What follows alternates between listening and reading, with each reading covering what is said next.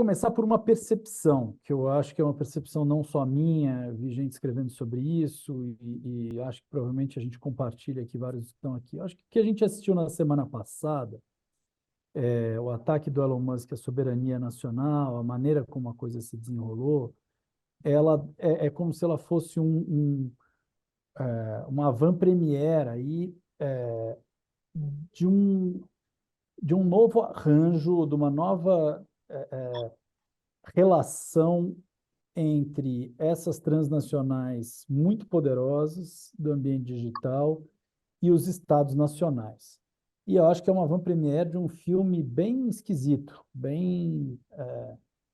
confesso que eu não gostei de ter assistido, porque eu não sei se eu lembro de uma instrumentalização de um meio de comunicação neste nível. Olha que a gente já viu muita coisa na vida, acho que todos que estão aqui já viram muita coisa na vida. Mas esta instrumentalização com uma visão, tentando, obviamente, casar um discurso de liberdade de expressão, mas que a gente sabe que tem por trás interesses políticos e comerciais, né, interesses políticos no Brasil e fora do Brasil, de mobilização dessa internacional da extrema-direita, eu acho ela gravíssima. É evidente que, para o governo, quer dizer, as críticas, em princípio, foram direcionadas ao ministro Alexandre de Moraes, mas a gente entendeu que uma coisa é você levantar debate sobre decisões judiciais, isso tem um significado, tem espaço, outra coisa. Outra coisa é quando você diz, já que antecipa que não vai cumprir determinadas decisões, começa a atacar o ministro pessoalmente, usa do seu espaço em que você fala diretamente para 180 milhões de seguidores para fazer uma campanha difamatória. Então, já deu, digamos assim, os sinais foram muito evidentes desde o começo de que a gente estava diante de uma ação com outras intenções, que não era simplesmente discutir decisões judiciais.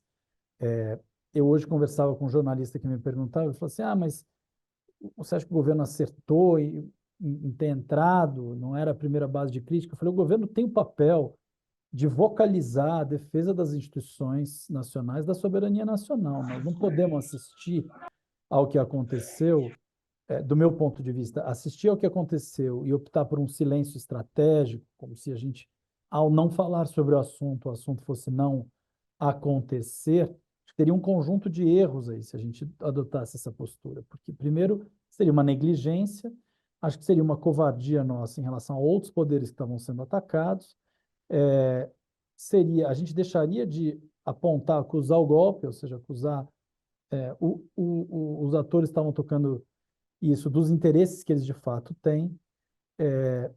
E neste caso, nós não estamos falando de alguém que você consegue manter na bolha dele. A bolha do Elon Musk é o Twitter inteiro.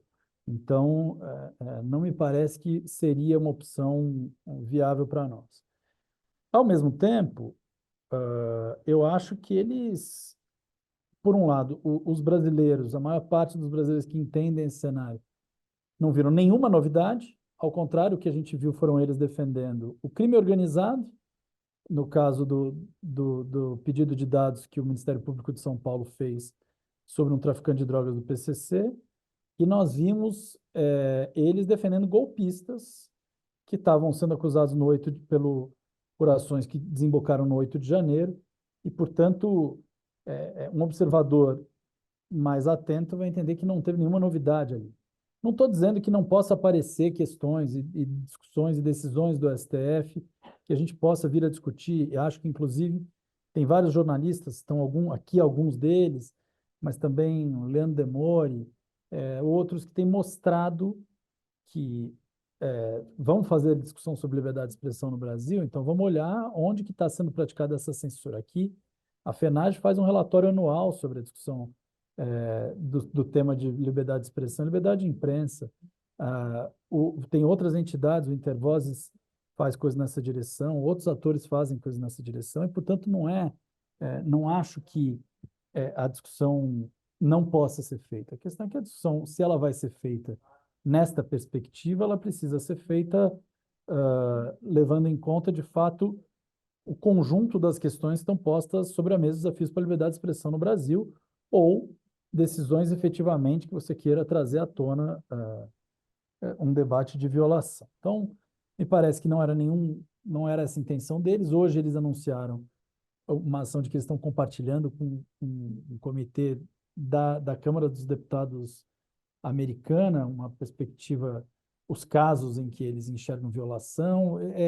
Eu diria, nós temos o secretário executivo aqui costuma usar uma expressão, Ricardo Zamora, ele fala assim, olha, isso aí é cavar o pênalti, né? Eu acho que eles estão tentando cavar um pênalti. Eu acho que eles estão tentando criar um fato mais forte contra eles a partir dessas ações de espetacularização, instrumentalização, e acho que isso é bastante grave. Acho que é igualmente, eu diria, é também preocupante que a reação da Câmara tenha sido zerar o jogo sobre esse tema. Eu, além de respeitar muito o relator Orlando Silva, nós vimos trabalhando com ele um esforço de negociação. Ele fez, já naquele final de abril, uma série de negociações, ou a partir daquele final de abril, uma série de negociações no âmbito da Câmara dos Deputados, com as bancadas, buscando incorporar. Isso não está no texto publicado em 27 de abril, que é o último texto da 2630. E nós também vimos fazendo uma série de diálogos com empresas e com sociedade civil no sentido de aparar arestas do projeto, tentar ampliar as convergências e facilitar a sua apreciação. Então, esta ação, ela se concretizada, vamos entender como é que ela vai se dar, ainda não está claro, ela, de certa maneira, nos faz retroagir muito, inclusive no processo de convergência de perspectivas, que eu acho que é algo que justamente foi o que foi alegado pelo presidente da Câmara ao indicar essa mudança. Olha, não havia convergência possível em torno daquele texto. Bom, os esforços estavam sendo feitos e numa dinâmica em que faltava, eu acho que uma última rodada para a gente deixar o texto muito mais maduro para votação. Então, nesse cenário, o governo está discutindo internamente e com interlocutores, a liderança do governo, etc., como fazer e como garantir um espaço em que a gente possa preservar o acúmulo do. Para vocês terem uma ideia, eu recebi hoje, na sexta, quinta, sexta e hoje, ligação de representantes das empresas preocupados com. Mas e o esforço que a gente vinha fazendo com vocês? Eu falei, pois é, mas assim, nós temos interesse em manter os esforços de convergência e de aparar arestas. Vale para não deixar dúvida, que esses esforços não descaracterizavam o projeto, ao contrário, eles garantiam os elementos que nos parecem estruturantes para avançar, para dizer muito claramente quais são.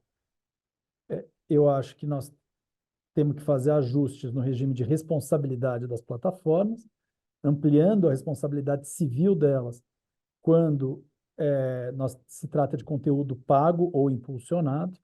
Isso significa que elas passam a ter uma corresponsabilidade.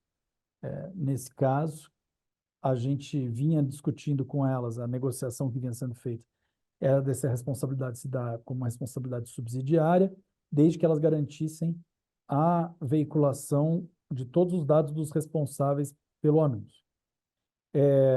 Segundo ponto, garantir que nós tenhamos o dever de cuidado, que é um dever de atuação preventivo e corretivo em relação a conteúdos já considerados ilegais pela legislação brasileira, isso especialmente em 7 temas que estavam ali no projeto: racismo, violência contra a mulher, violações, crimes contra o Estado Democrático de Direito, incentivo a suicídio e automutilação, crimes de saúde pública, crimes contra criança e adolescente. A gente foi selecionando e havia uma crítica que vinha tanto das empresas como da sociedade civil, que a lista inicial era ampla demais, e a gente foi pegando estes temas e sendo mais específico, dizendo quais os tipos penais já definidos, seja no Código Penal, seja em leis específicas, que deveriam haver um dever de cuidado. Terceiro ponto, a discussão sobre avaliação e atenuação de riscos sistêmicos. Isso, vale dizer, é a base da regulação europeia, do que permite a atuação do regulador europeu na pressão sobre as plataformas, porque é a partir de uma interpretação de avaliação de riscos sistêmicos e atenuação de riscos que você consegue ir atualizando, fazer com que a lei não fique velha e você vai entendendo, bom, isso aqui apareceu esse ano, é um risco novo, você precisa se comprometer a atenuar esse risco. Então, se o seu algoritmo está entregando conteúdo ilegal todos os dias, não basta você lidar com conteúdo ilegal, você precisa parar de entregar conteúdo ilegal, né? Você está gerando uma poluição informacional. E o quarto ponto, eu já estou tomando por dado a ideia de transparência e devido processo na moderação de conteúdo, mas acho que vale dizer. Então, assim, essa sempre foi uma preocupação do Orlando e segue sendo uma preocupação, porque a gente vê hoje o usuário como muitas vezes vítima das plataformas, né, na sua moderação arbitrária. E então, agora, o quinto ponto é a existência de um órgão regulador que atue não sobre conteúdos, mas sobre as obrigações das plataformas. Então, que possa dizer e estabelecer sanções, etc., para as plataformas no descumprimento dessa série de obrigações criadas pela lei. Isso nos parece que deveria ser o centro da regulação de plataformas, são esses elementos, sem prejuízo de outros pontos que estão ali, que têm a ver com, com essas dimensões que foram passando, mas me parece que uma regulação que não tem algum desses elementos gerará necessariamente um prejuízo aí ao interesse público. Isso aqui é um resumo desses dois primeiros tópicos, é um pouco o quente da semana, né? E o que, que a gente vai buscar. Eu vou dar um salto para o G20, mas vocês vão ver que não é um salto, é algo que está coerente. Quando houve a transição de governo, a leitura que houve no debate feito durante a transição era de que faltava um espaço dentro do governo para enfrentar os temas da interseção entre o ambiente digital e o ambiente informacional.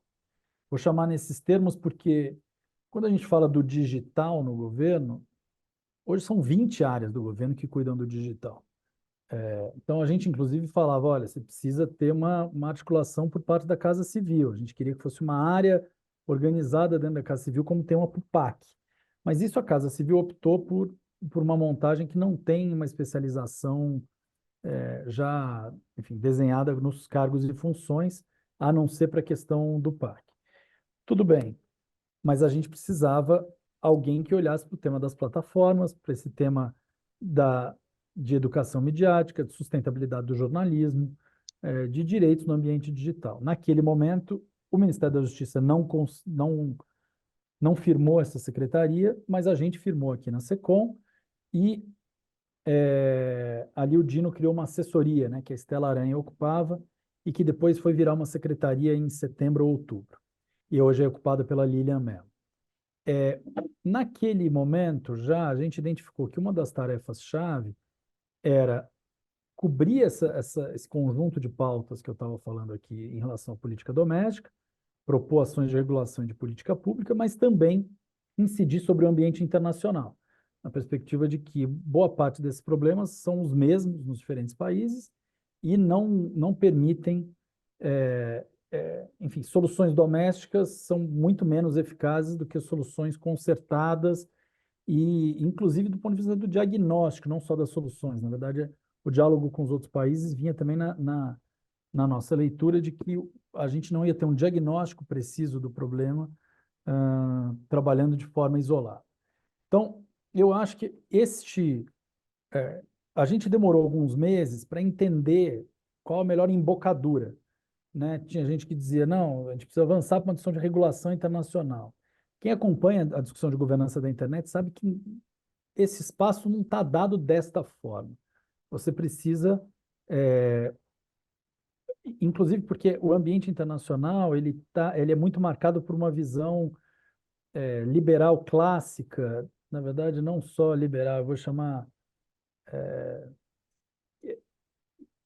de um lado só, né, sobre a questão da liberdade de expressão. Enxerga-se a liberdade de expressão como direito individual, mas não se enxerga a dimensão coletiva ou social da liberdade de expressão e acesso à informação, que deve proteger o direito da sociedade de estar bem informada, para a tomada de decisão política e para o seu exercício de cidadania.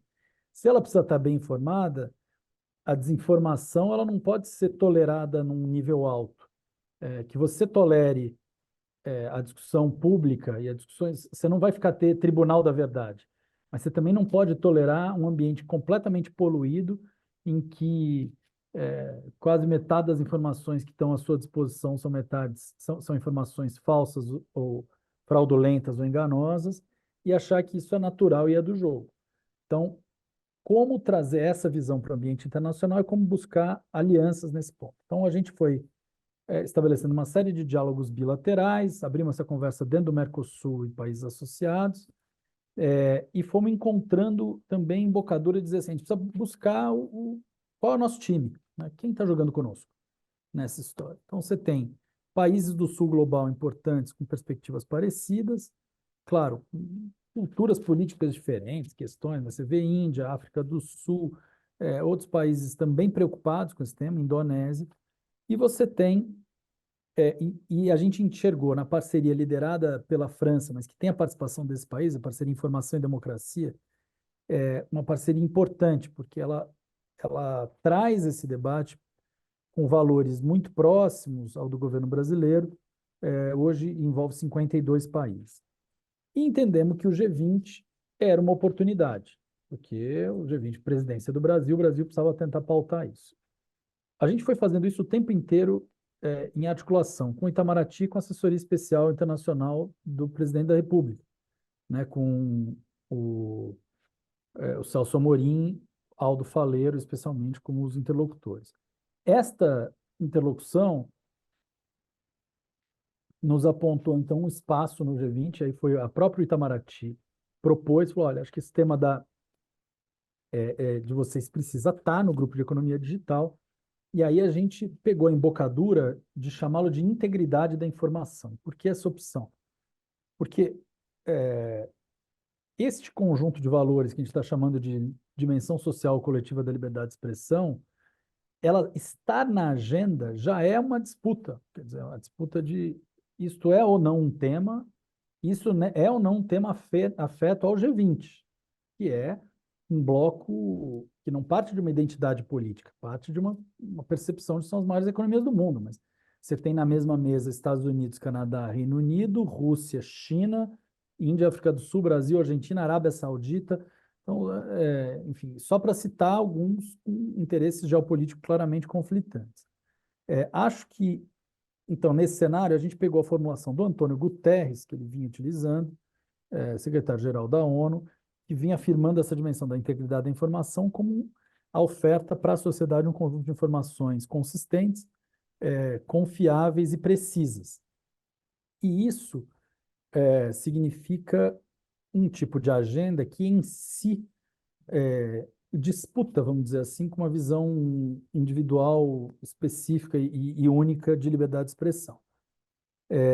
Também, obviamente, não nos interessa que essa discussão se contamine demais pelos interesses geopolíticos dos países. Daí você não consegue fazer conversa no G20 sobre isso.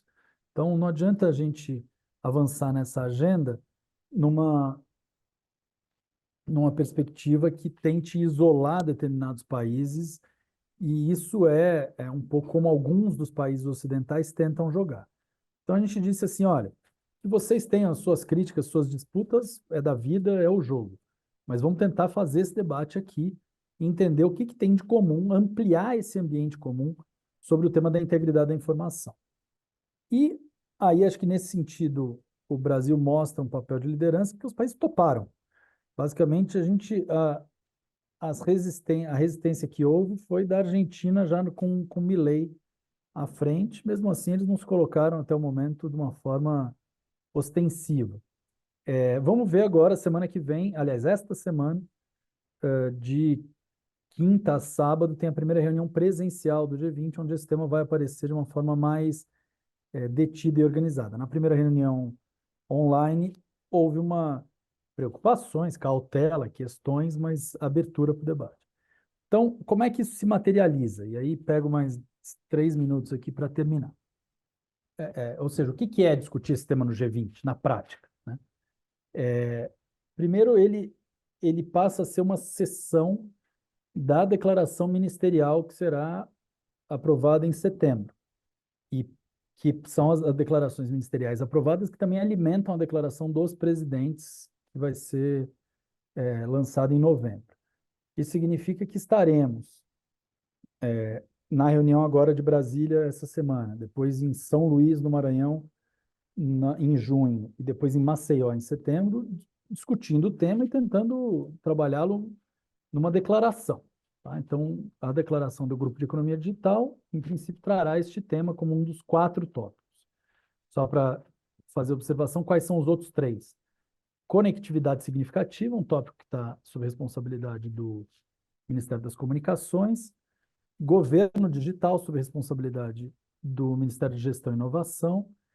E inteligência artificial, sob responsabilidade do MCTI, do Ministério de Ciência, Tecnologia e Inovação.